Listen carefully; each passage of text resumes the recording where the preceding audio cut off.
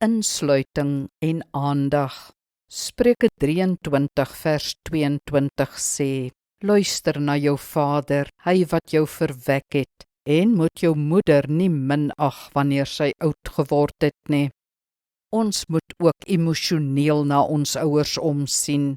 Hulle het nie net iets van ons nodig nie, hulle het ons nodig, ons teenwoordigheid en betrokkenheid. Hulle behoeftes is die volgende: insluiting, om deel te wees van die familie, die gesin en die lewe. Betrek jou ouers as 'n natuurlike deel van julle gesin, wat 'n waardevolle bydrae maak. Om 'n moeder in 'n ouertehuis te vergeet is liefdeloos en onchristelik. Sy verlang na julle.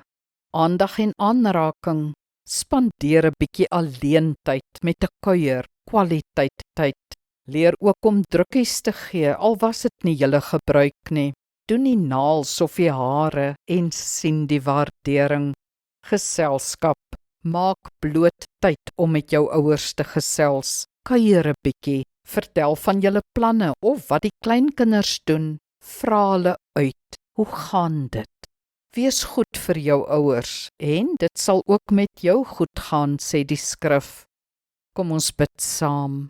Hemelse Vader, help my om pa en ma in te sluit, om kwaliteit tyd met hulle te spandeer en om hulle moeite en opoffering oor die jare te bevestig.